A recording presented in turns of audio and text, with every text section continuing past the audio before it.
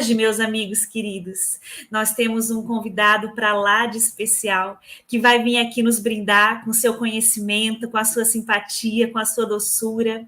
Hoje nós vamos falar sobre o espiritismo entre os druidas. E quem vai estar aqui com a gente, compartilhando este momento, nos ensinando um pouquinho mais, é o nosso querido professor Jorge Elahá.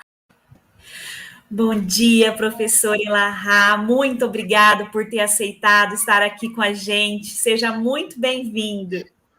Olá, bom dia para você, Lívia. Que tenhamos uma excelente oportunidade de reflexão a partir daquilo que a gente vai ter a chance de conversar na nossa manhã de hoje. E hoje a gente vai conversar sobre um tema que é muito interessante, né? A gente vai falar sobre o espiritismo entre os druidas, que é um tema que está lá, um artigo da Revista Espírita de abril de 1858, que ajuda a gente a entender muito, não apenas sobre a questão da doutrina espírita, mas sobre como a coisa é natural, como não é criação dos homens, como ela sempre esteve ali presente, né?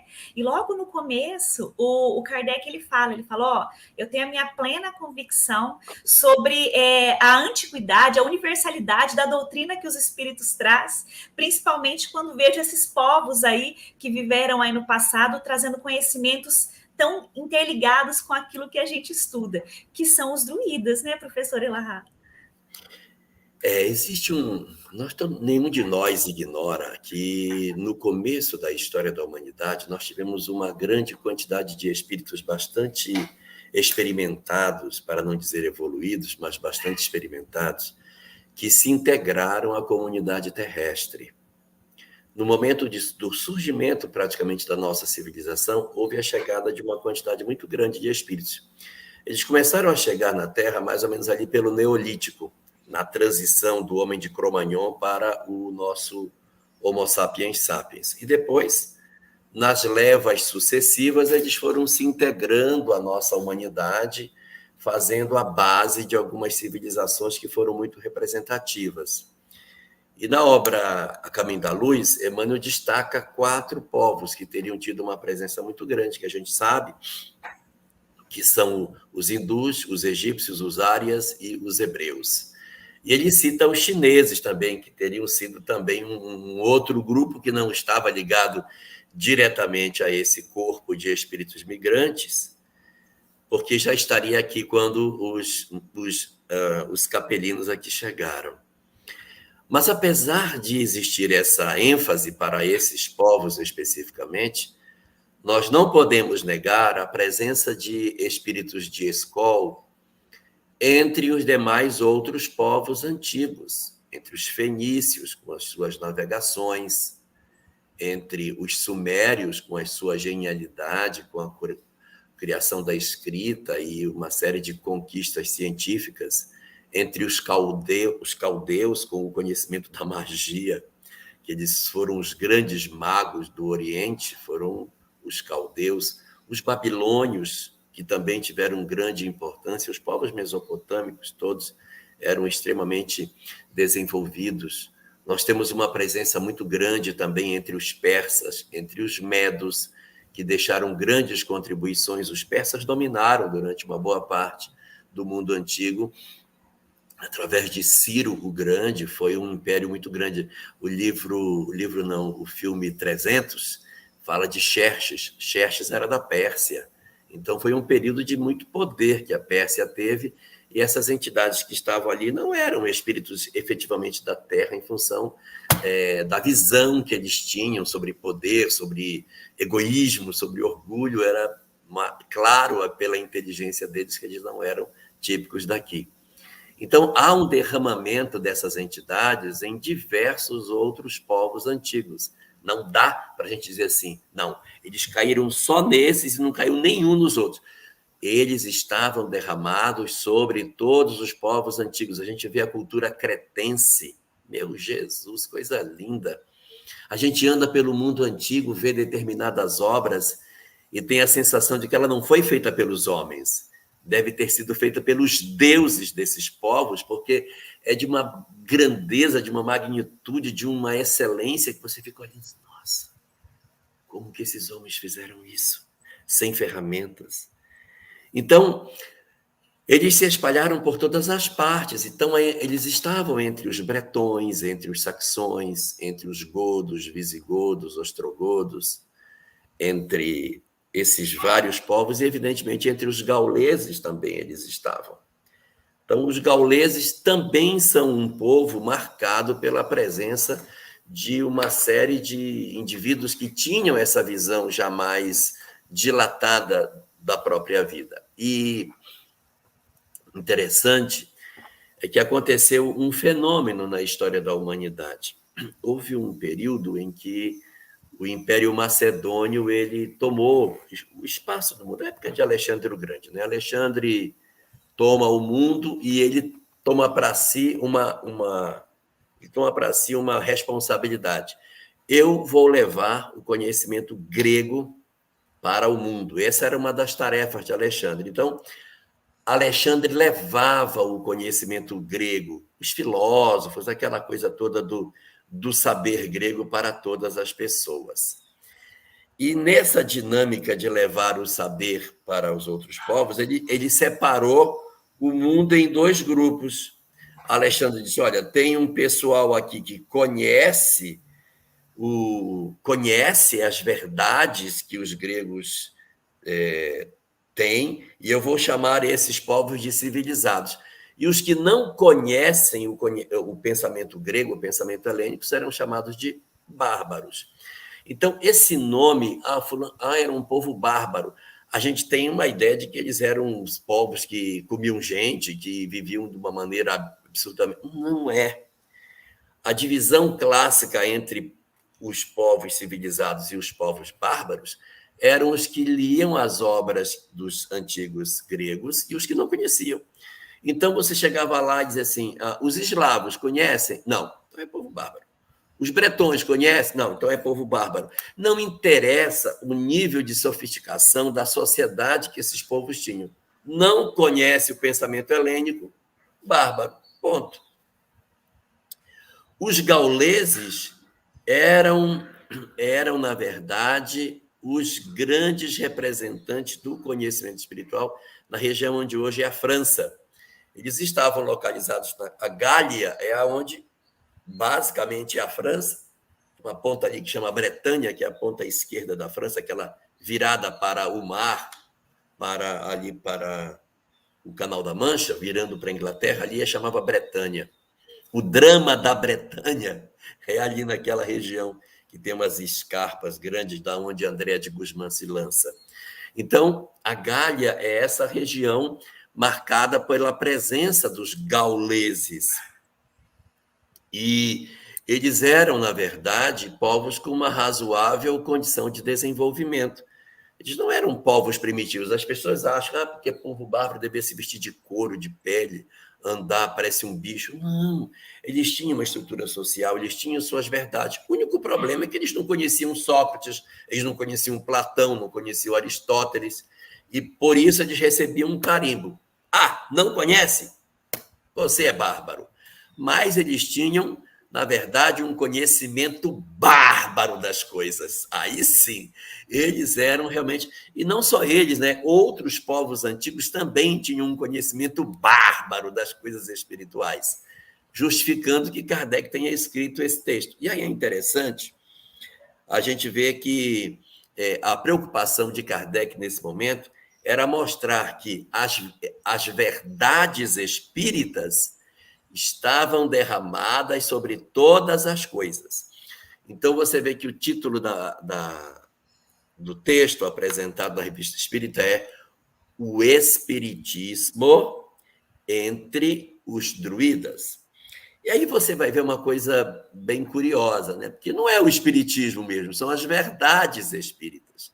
Porque o espiritismo é o espiritismo. As verdades espíritas são as verdades espíritas. E isso vai dar mais sentido quando a gente diz assim, lendo lá na Lei do Progresso, quando Kardec diz que o espiritismo vai se tornar uma crença comum, aí as pessoas dizem, mas o espiritismo vai se tornar uma crença comum, tão pequenininho, vai tomar conta de tudo. São as verdades espíritas, a reencarnação, a imortalidade, a compreensão da vida imortal. Isso tudo vai se tornar uma verdade universal, porque está na lei da natureza.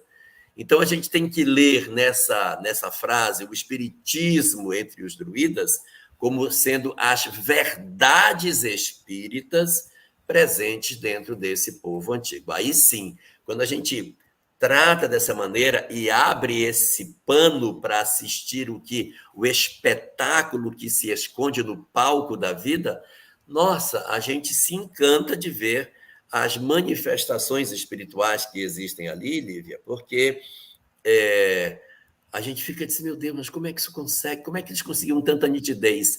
E aí a gente vai perceber o derramar da mediunidade sobre todos os povos, porque só a mediunidade poderia justificar tanta precisão nos conceitos que esses espíritos apresentam em relação ao que o espiritismo hoje nos entrega como verdade espiritual.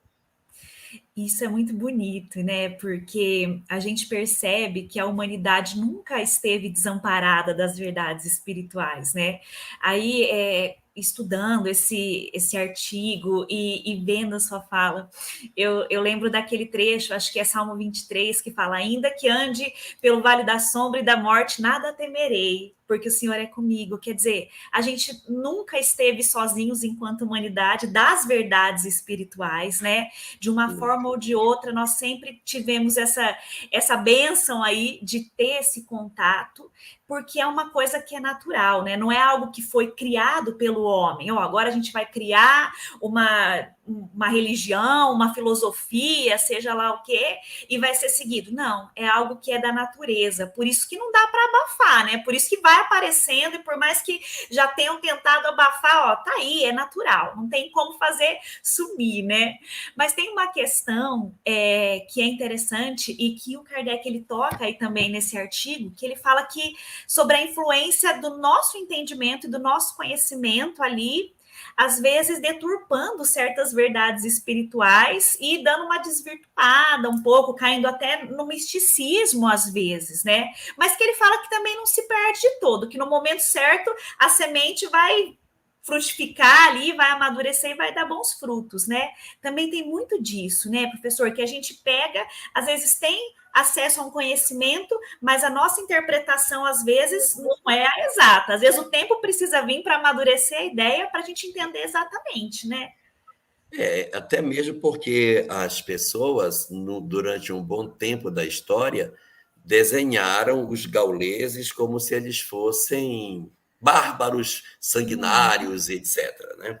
Só com o tempo e com o amadurecimento da nossa sociedade que a gente foi despindo a imagem que existia taxada em cima dos gauleses, retirando a real situação deles. E só para esclarecer aqui um pouquinho, porque a gente está falando de dois termos que uma hora parecem sinônimos, né? Fala druida, fala gaulês, fala druida, fala gaulês. Afinal de contas, o que é isso? Os gauleses eram os habitantes das Gálias. Ali nas Gálias você tinha uma ponta que era a Bretanha, onde viviam os bretões. Os bretões viviam ali naquela pontinha. A França, o desenho da França, tem um biquinho assim virado para o Canal da Mancha. Ali é a Bretanha. Aqui do outro lado tem a Grã-Bretanha. Então, os bretões eles viviam naquela região junto com os saxões. Os anglos, então, os anglo-saxões, os bretões, viviam naquela região ali. E para cá da França, um pouquinho mais para dentro, virado assim, mais para o lado da Alemanha, mais encostado para cá, existiam os gauleses e os francos, que vão dar origem à França, que eram os francos. Então, tinha o povo franco e tinha o povo gaulês, que também vivia nessa região. Essa região é a França. Nós estamos falando da França antes de ser França, no período anterior ao surgimento da unificação daquele território como França. E dentro dos gauleses existia uma classe sacerdotal. Assim como a gente tem os pastores na igreja protestante, temos os rabinos dentro do judaísmo, temos os padres e os bispos, etc., dentro da igreja católica. Dentro do povo gaulês, entre os gauleses, os sacerdotes se chamavam druidas. Então, o que são druidas? São os sacerdotes daquela região ali, do povo que se apresentava nessa região. Então, os gauleses, eles são a massa, e os druidas, os seus sacerdotes, que estavam naquela condição ali de ensinar, eram os médiuns, os doutrinadores da questão espiritual para aquela região ali. Sim, e eles tinham uma diferença assim com o que a gente tem hoje também, né? Sobre a questão desse desenvolvimento, dessa evolução, que eles não levavam tanto em consideração a questão da caridade, né? Era mais uma questão de liberdade, de força de caráter, tinha muito disso também, né?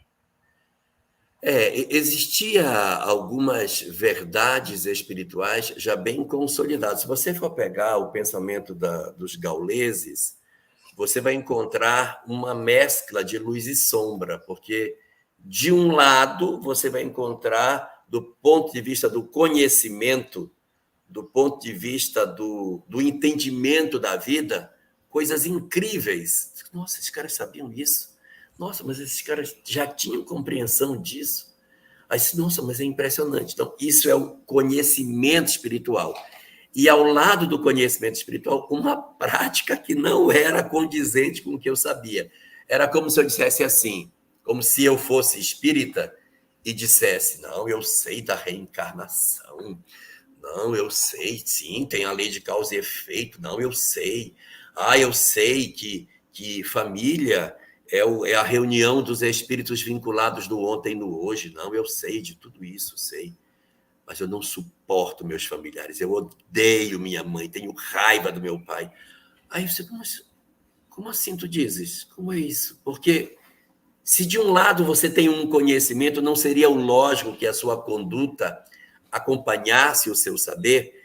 Então a gente percebe que existe uma quebra entre o que eu sei e o que eu faço, o que justifica a migração. Por que os espíritos migraram? Por que essas entidades saíram de onde estavam para virem compor a humanidade terrestre? Porque tinham muito conhecimento e muito pouco sentimento. Então, verdades espirituais, eles conheciam muitas coisas. E como viviam? Como eram as suas práticas de conduta? Elas não eram condizentes com o que eu sabia. Vou fazer um paralelo com os hindus.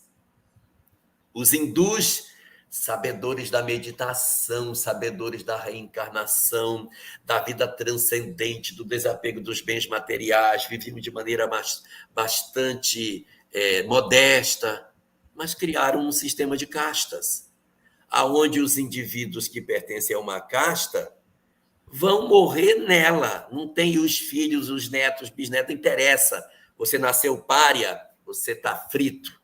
Seus descendentes todos serão. Então, assim, é totalmente ilógico o que eu sei com o que eu faço com o que eu sei não combina. Existe um descompasso entre o sentimento e a razão.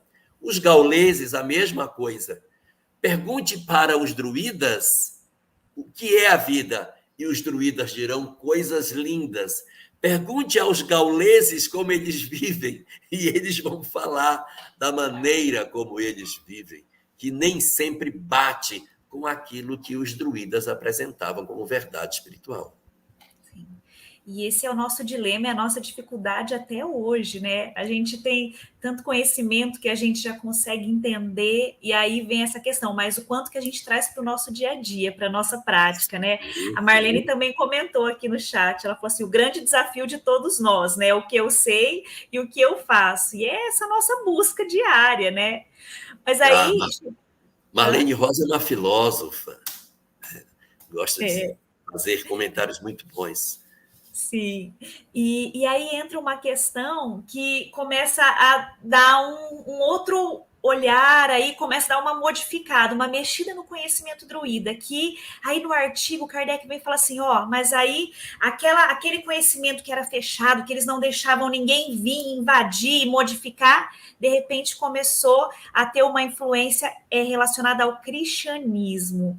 E ele coloca até depois as tríades ali, ele falou, ó, em algumas tríades a gente vai perceber que houve influência ali do cristianismo, que é onde entra essa questão de começa a pensar sobre caridade, começa a pensar sobre o amor, que a coisa já começa, o conhecimento começa a se moldar, né, a se modificar.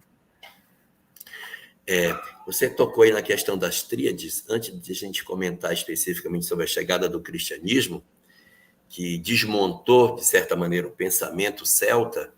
Aquela região ali era uma região muito mesclada de muitas coisas. Então, você tinha os celtas, tinha os francos, tinha os gauleses, todos misturados, né, dentro dessa região.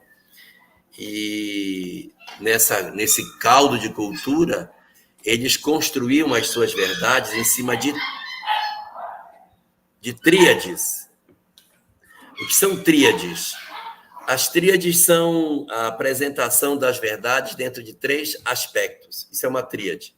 Então, vou falar uma tríade aqui. A matéria ela possui 3 estados: líquido, sólido, gasoso. Aí, outra tríade, sei lá, tem uma tríade que o cristianismo clássico usa muito, né? A Santíssima Trindade é uma tríade. Então, a tríade é assim, eu vou falar uma verdade e eu apresento ela com 3 aspectos. E a estrutura do pensamento que os gauleses, ou melhor, os druidas, né, como sacerdotes, apresentavam para o povo, eram compostos em cima de tríades. Eles tinham tríades para tudo. A vida deles era trabalhar as tríades. Se você pegar o pensamento deles, é tudo na forma de tríade. Por exemplo, a primeira tríade deles, chamada tríade primitiva, dizia que o mundo era constituído de 3 coisas: Deus, luz e liberdade. Aí Deus, entenda-se Deus a sentido de deuses, né? Então são as divindades, a luz e a liberdade. Eles eram muito focados na liberdade.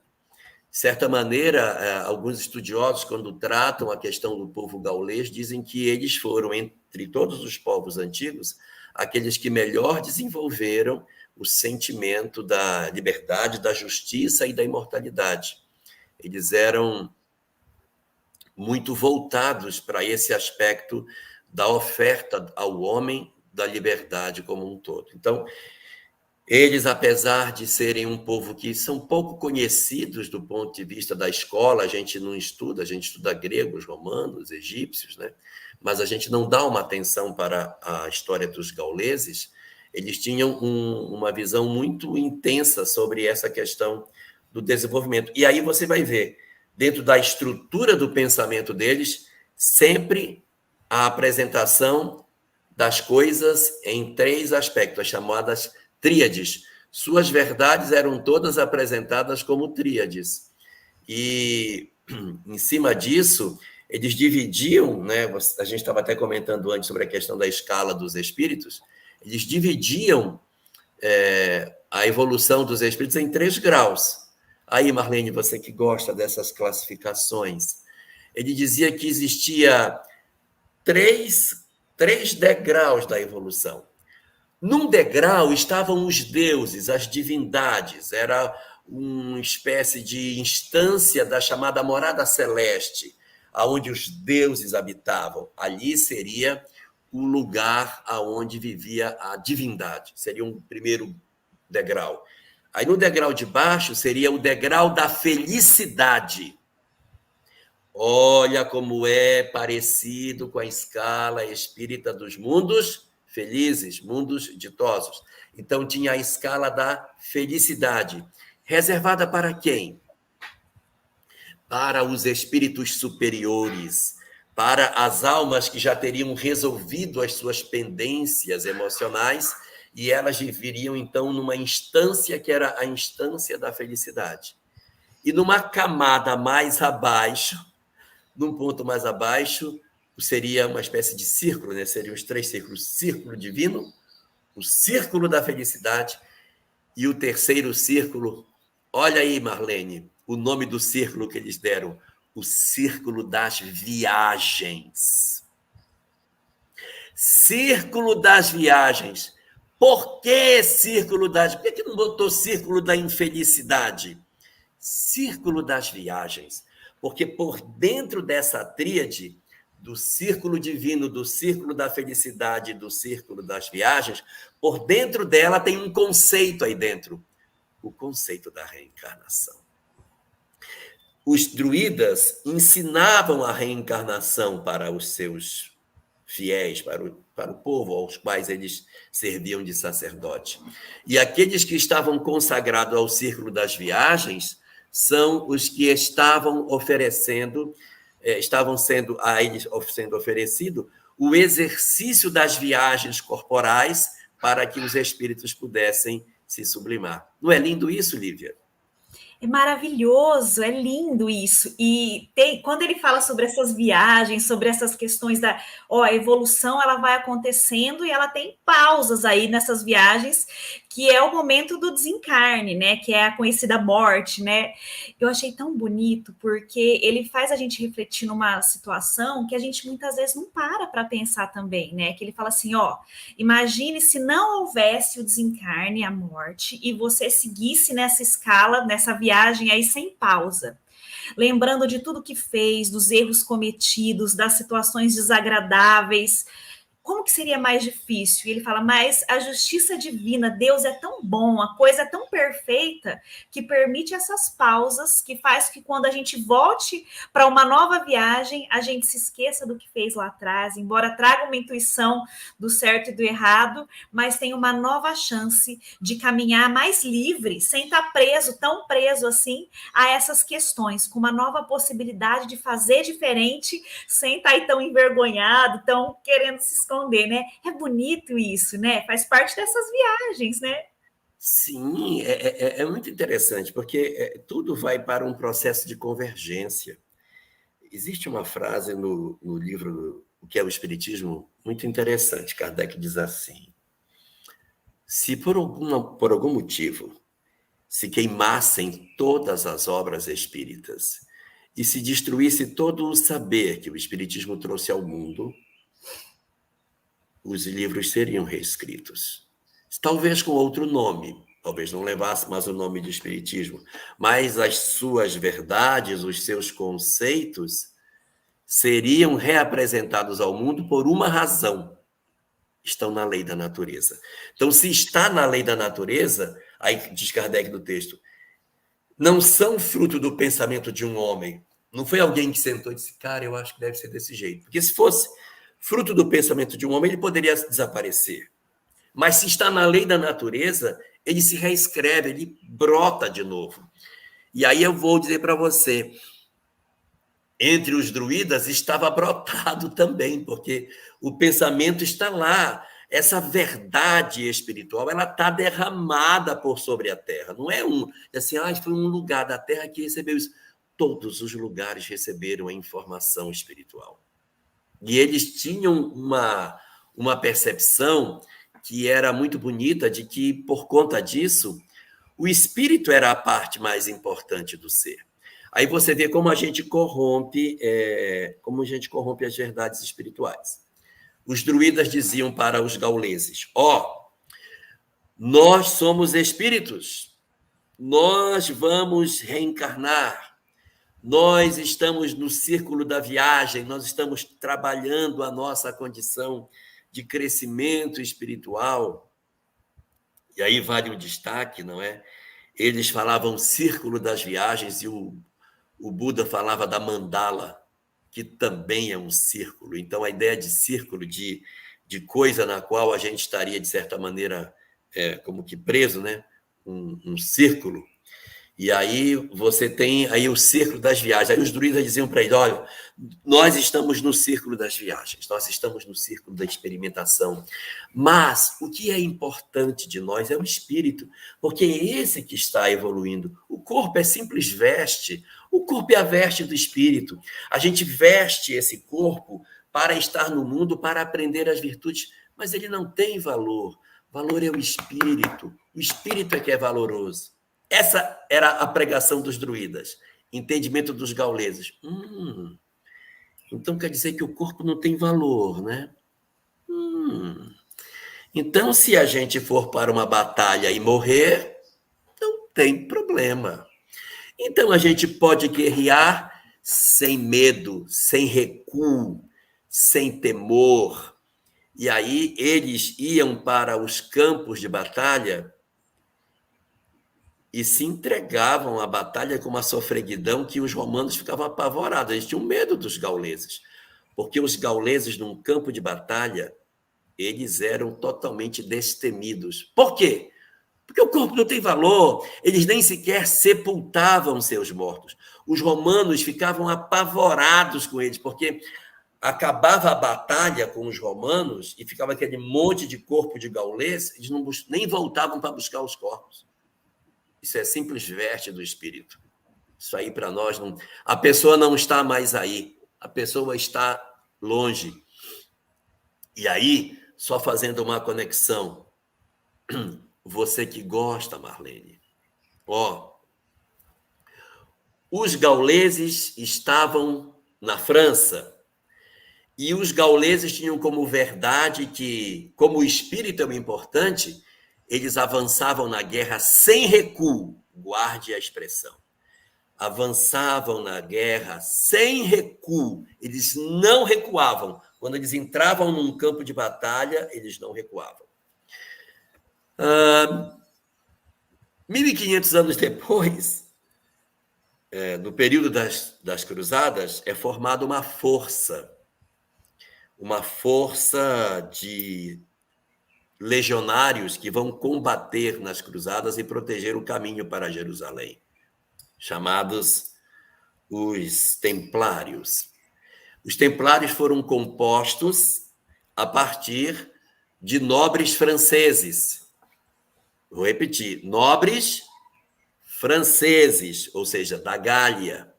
Qual era o princípio básico dos Templários no campo de batalha?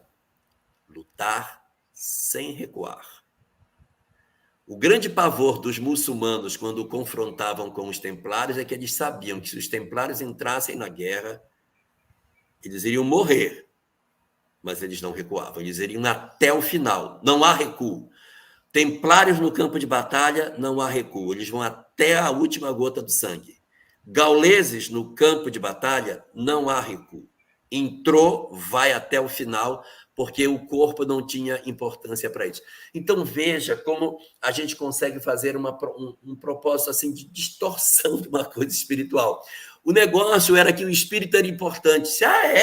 Então vamos lutar. Eles, inclusive, tinham uma característica. Os romanos iam para o campo de batalha todo protegido, com escudo, com aquelas coisas no peito, esqueci o nome, botava para defender. Aquela armadura. Armadura, botava aquelas armaduras tipo a do Gladiador, lá do filme Gladiador, e iam para os campos de batalha guerrear. Os gauleses iam de peito nu. Eu não preciso.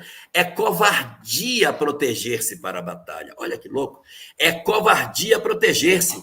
Nós vamos de corpo nu e a gente vai atacar e não tem recuo. Então veja como eles se tornaram um povo extremamente combativo por uma verdade espiritual corrompida.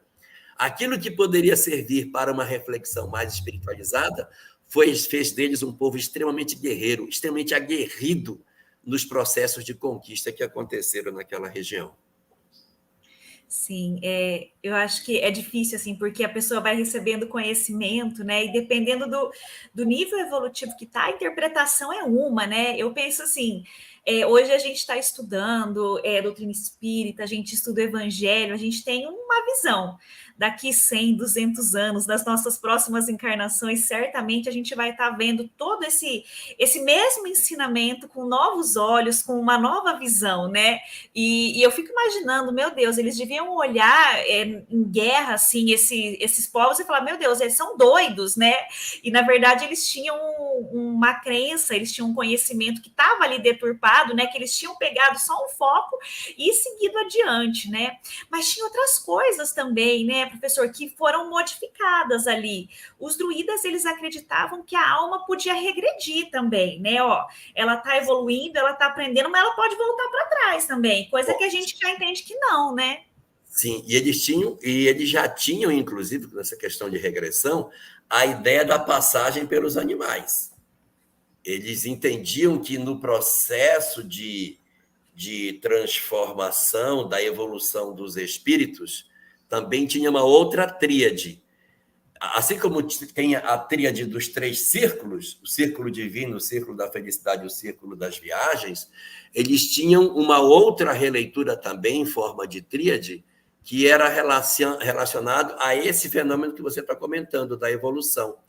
Eles comentavam que na evolução dos espíritos, agora não estou mais falando Deus, felicidade e a camada de desenvolvimento, mas eles tinham uma outra tríade que falava que existiam 3 instâncias do desenvolvimento da evolução das almas, aonde esse processo de passagem pelos reinos inferiores existia e até a possibilidade desse retorno para o mundo primeiro, que eles chamavam de Anolfit, Anolfini, que era o nome da primeira região onde eles viviam, que era o abismo.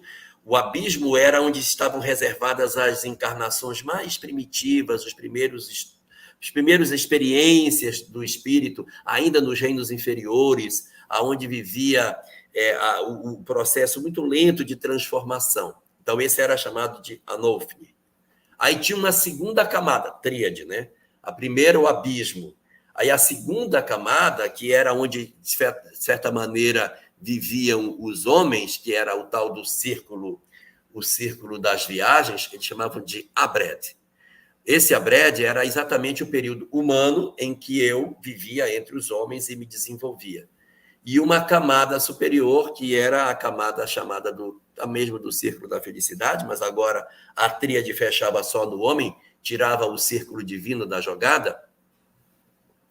Então, eles tinham lá uma outra instância onde viviam os seres superiores, que eles chamavam de Gwynfit, que era o lugar onde estavam as almas resolvidas. Mas esse fenômeno de evolução passava pelos reinos inferiores, chegava na condição hominal e seguia para a condição angelical, assim, comparada, né? Dentro dessa caminhada, pelas várias encarnações, os espíritos subiam, mas também desciam. Era uma circunstância, né, da leitura que eles faziam, que não precisa ser tão exata como o espiritismo.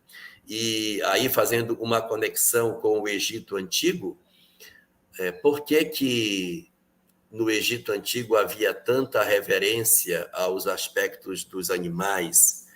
Por que havia uns deuses zoantropomórficos? Por que Anubis tinha uma cabeça de chacal?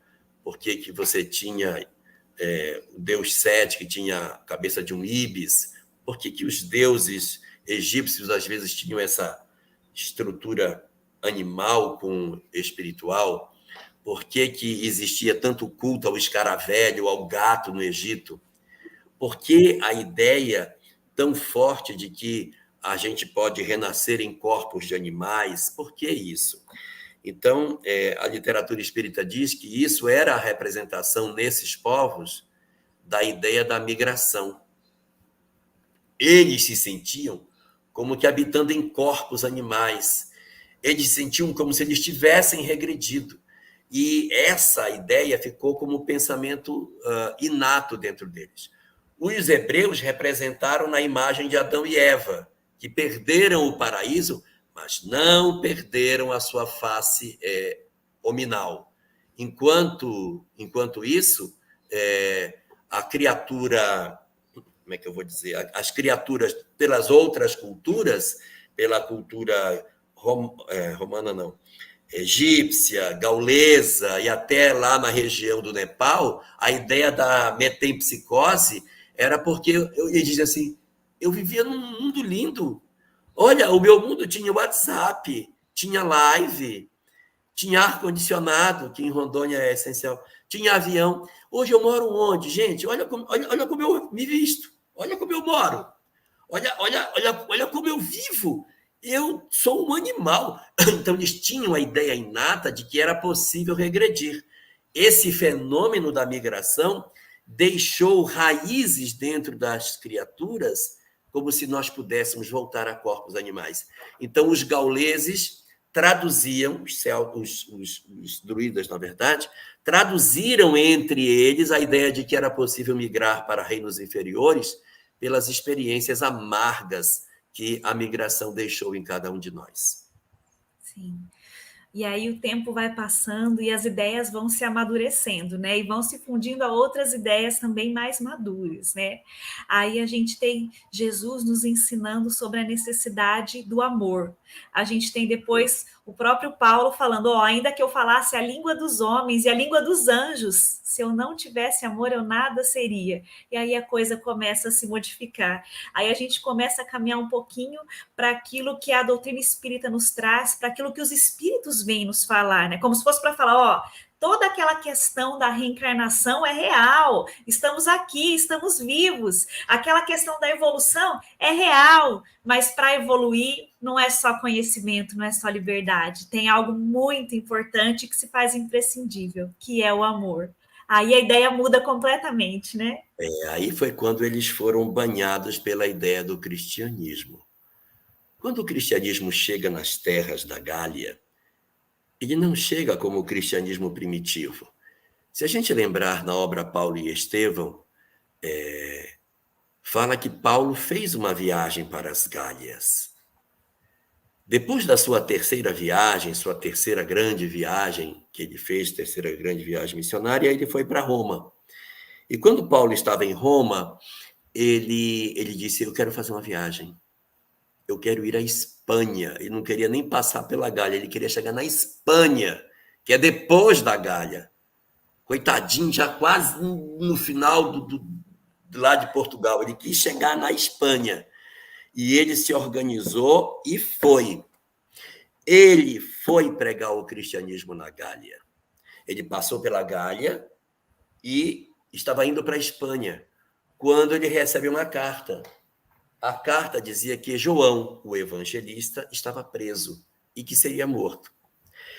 Então, Paulo ficou num dilema. O que é que eu faço? Eu sigo para pregar o evangelho e salvar outras almas, ou eu volto para salvar uma alma? Volta para salvar o amigo, ou permanece para divulgar para milhares de corações a mensagem do evangelho? Decisão de Paulo. Vou voltar. Vou voltar. O intimorato Paulo, que venceu todos os caminhos com febre, com dificuldades, chegando todo quebrado, apanhou. Quando se impôs na medida do peso o amigo, ele volta da Gália para trabalhar pela soltura de João, e ele consegue. Então, o cristianismo nascente não alcança a Gália, como alcançou a Ásia Menor com Paulo. Ele vai chegar mais tarde, já com os ranços das transformações que o cristianismo sofreu. Então, quando o cristianismo chega na região, ele chega desconstruindo o pensamento gaulês. Ele soma o amor, mas ele arranca a espiritualidade. Os gauleses não tinham templos, isso é muito importante, eles não tinham templos. Suas reuniões eram feitas na mata. Porque onde eu encontro Deus? Dentro de um templo de pedra? Nunca, jamais. Nós encontramos Deus onde Ele está. Onde Ele está? Na natureza. Então, eles procuravam a árvore mais alta e na sombra dos carvalhos as suas reuniões aconteciam. Eles se sentavam na sombra dos carvalhos. naquela relva da floresta europeia que é aberta, e ali debaixo da árvore mais frondosa da região, eles faziam os seus cânticos, ensinavam suas verdades e evocavam os mortos.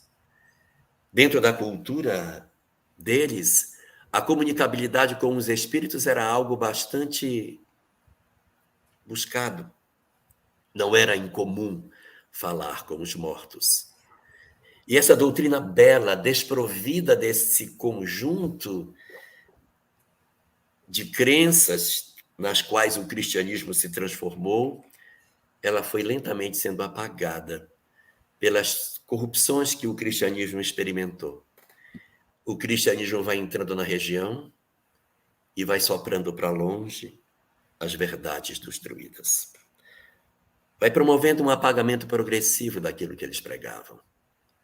Os templos vão sendo construídos, as pessoas vão esquecendo a reencarnação, a comunicabilidade com os espíritos é retirada, o amor é ensinado, a fraternidade é buscada, e na medida em que isso vai sendo desenvolvido entre todos nós vamos perdendo para a história vem cobrindo com a poeira o pensamento dos druidas. E eu estava vendo uma coisa, Lívia, que eu achei muito interessante, é que os druidas tinham um ensinamento sobre o amor, mas que não era vivido. Eles diziam assim, era uma tríade, a tríade da conduta. A tríade da conduta dizia como o homem deve fazer para alcançar o círculo da felicidade. E eles davam 3 coisas. 1, proximidade com os deuses. 2, fugir da injustiça. 3, desenvolver a virtude viril. A virtude viril era a coragem e tal. Então, era a virtude viril, combater a injustiça e oferecer uma comunhão com os deuses. Se você pegar o Evangelho segundo o Espiritismo, capítulo 3º, item 17, e você pergunta quais são as condutas que a gente tem que ter para entrar no mundo de regeneração, são 3. Desejo de conhecer e viver a lei de Deus, proximidade com os deuses. Acentuado senso de justiça, combater a injustiça. E vitória sobre as paixões, que era garantir as virtudes viris. Então, o pensamento gaulês vem caminhando, mas ele está vivo dentro da nossa cultura.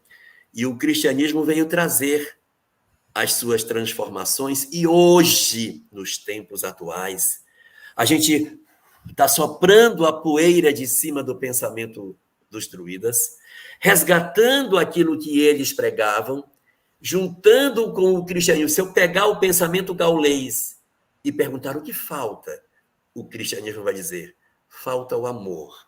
E eu pego o pensamento do amor do cristianismo e insiro dentro do pensamento celta, eu vou ficar muito perto daquilo que as verdades espíritas apresentam e, portanto, a gente pode dizer que Kardec não está muito errado quando diz que o espiritismo entre os gauleses, porque realmente é muito perto da verdade do espiritismo em si. Mas as verdades espíritas, indiscutivelmente, elas são um elemento muito presente em diversos povos antigos e entre os gauleses, indiscutivelmente também. Sim, é bonito isso, né? É lindo isso. A gente percebe assim a grandiosidade da vida, a misericórdia, o amor de Deus, a perfeição. A gente às vezes vê as pessoas questionando: meu Deus, mas onde está Deus e a perfeição? Tanta coisa errada. E aí a gente começa a estudar e a ver os mecanismos. A gente fala assim: opa, não tem nada de errado. Tem situações aí que talvez são mal interpretadas, e a gente olha toda essa evolução da humanidade, a gente olha todo esse amparo que sempre esteve presente. Por um tempo havia a crença de que, olha, para ser salvo, precisa ter determinada religião, precisa passar pelo batismo, e aí a doutrina espírita vem e fala assim, ó, Fora da caridade não há salvação. O que você precisa ter é uma modificação interior, é uma vontade de se melhorar, e isso é salvação. E aí a gente começa a perceber que realmente, então agora tudo faz sentido, porque a humanidade sempre esteve amparada, a humanidade sempre esteve caminhando para a salvação, mesmo quando ainda estava patinando na dificuldade, no erro, no desespero, na revolta, mas o tempo, junto com as experiências, vai trazendo essa possibilidade de novas visões, de novos rumos, de um caminhar diferente, né? E estudando essa história aí dos celtas, estudando aí a questão da Gália, estudando os ensinamentos dos druidas, e depois a chegada do cristianismo, antes ainda de ter toda a deturpação que a gente sabe que teve, mas ele puro e chegando ali, tocando os corações, a gente percebe, olha, como você falou para a gente agora há pouco, né, professor? Pode queimar todos os livros, vão reescrever de novo, e a história vai continuar, porque a história não é dos homens, a história é de Deus, a história é natural, é a natureza. E essa questão do verdadeiro templo não ser de pedra, ser o meio em que a gente vive também é lindo, e é algo que a gente tem que trazer para a nossa vida, né? Eu não tenho que pensar no bem e buscar no bem naquela 1 hora que eu dedico para ir no centro espírita uma vez por semana, ou na casa religiosa que for, mas eu tenho que lembrar que o grande templo de Deus é o planeta em que eu habito, porque a espiritualidade está presente em todos os instantes da vida, porque o atendimento fraterno que eu busco fazer numa casa religiosa é o atendimento fraterno que eu tenho que fazer para cada irmão que está ao meu redor, que eu perceba que existe essa necessidade e que eu tenho essa possibilidade, mesmo que esse atendimento seja só um olhar de compreensão, seja ouvir uma conversa, seja dar uma palavra amiga, né? Ou seja, a vida é boa, Deus está presente em todos os momentos. Aquilo que às vezes parece um erro, não é. Aquilo que nos traz dor, muitas vezes é o que nos vai trazer a saúde espiritual, a vitória no porvir, o crescimento, né? E a gente se sente mais tranquilo, a gente se sente mais amparado, a gente se sente mais feliz. E a gente começa a entender melhor aquilo lá do Salmo que a gente conversou lá no começo, Salmo 23. Ainda que eu ande pelo vale da sombra e da morte, eu não vou ter medo, porque eu sei que Deus está comigo. Mesmo que a dor possa me tocar, tudo bem, eu vou começar a trabalhar a minha fé e vou ter paciência. Vou fazer o que tiver possível, mas o que tiver fora do meu alcance, eu sei que tem alguém que está olhando por mim, que está me ajudando e me conduzindo, e que é para o meu bem, que é para o meu crescimento. Isso é bom, né, professor? Caminhando aí para a nossa reta final, eu acho que o ensinamento é de amor, é de fé. Sempre que a gente estuda até esses caminhos tortuosos aí que às vezes a humanidade passa, e é normal passar, a humanidade está em evolução, estamos aprendendo. A gente percebe que acima de tudo isso, para o amor e a perfeição divina, que leva a gente sempre para caminhos renovados, caminhos melhorados, não é? Inclusive tem uma coisa bem curiosa, né? Quando os fenômenos espíritas começaram e o professor Rivaio começou a se aproximar desses estudos, ele compareceu a uma reunião em que os espíritos disseram a ele que aquela não era a primeira vez que ele havia reencarnado na região da França e que ele já teria vivido nas Gálias. E eu, sim, você já viveu entre os gauleses. Só que quando você viveu entre os gauleses, você não era um gaulês comum. Você foi um sacerdote entre eles, ou seja, você foi um druida. O codificador do espiritismo foi, segundo a informação obtida nas reuniões mediúnicas, um sacerdote druida. E aí dizem para ele ainda, e o seu nome, quando você era um sacerdote druida, era Allan Kardec. O nome Allan Kardec não é o nome real do codificador da doutrina espírita, é o pseudônimo dele. Quando ele vai publicar o Livro dos Espíritos, ele fica pensando, eu não posso colocar esse livro no meu nome, porque se eu colocar no meu nome, vai parecer que ele é meu, e o conteúdo não é meu, o conteúdo eu estou compilando, o autor é outro, mas não deixa de ser meu, porque a organização, a estruturação, os comentários são meus. Mas se eu colocar como meu, pode misturar com a minha obra que eu faço de pedagogia, e aqueles que concordam com o meu método acharão bom, mas os que discordam poderão contaminar o pensamento espírita com as minhas ideias. Então, que nome que eu ponho? Eu ponho o meu ou não ponho o meu? E ele decidiu usar o nome dele, mas de outra existência. E passou a assinar os seus escritos pelo nome de Allan Kardec. Allan Kardec, portanto, reencarnação de um druida do passado, veio resgatar o conhecimento dos druidas, reeditando as verdades expostas à sombra do carvalho, iluminado pelo cristianismo, oferecendo para nós essa verdade que a gente conhece com o nome de Espiritismo. Que coisa linda, né? Que história maravilhosa, né? Que a gente possa aproveitar, aprender e trazer para o nosso dia a dia esse trabalho que tantas pessoas ao longo da história se dedicaram para trazer para a humanidade, para refinar, e que hoje a gente tem a bênção de ter aí tão mastigadinho para a gente poder entender e viver, né? Professor, queria agradecer imensamente suas palavras, compartilhar o seu conhecimento, por estar aqui com a gente hoje, enriqueceu muito o nosso estudo. Então, assim, só gratidão. Obrigada por ter aceitado o convite, viu? Uma literatura que a gente pode buscar para compreender um pouco mais sobre o pensamento celta, o pensamento gaulês dos druidas, a gente encontra na obra Afinal, vírgula, Quem somos? Ponto de interrogação. Uma obra de Pedro Granja. Não procure, que você não vai achar. Não vende, e nos livros de sebo, o preço subiu demais depois que eu comecei a divulgar e outras pessoas passaram a divulgar. Estava R$10, agora está vendendo R$150, R$300, não dá certo. Então, tem na internet o PDF. Procure o PDF, não tem como comprar. Procure o PDF, Marlene e os demais interessados, que você vai encontrar um material muito rico, não só sobre os druidas, mas sobre todos os povos antigos, todos,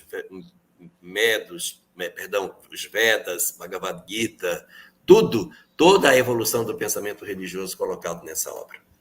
Professor, muito obrigada, que Jesus abençoe aí, continue abençoando imensamente o seu trabalho e a sua jornada, que enriquece tanto, não só os nossos conhecimentos, mas que dá vontade na gente de seguir adiante, de continuar e de buscarmos nos melhorar cada vez mais. Gratidão.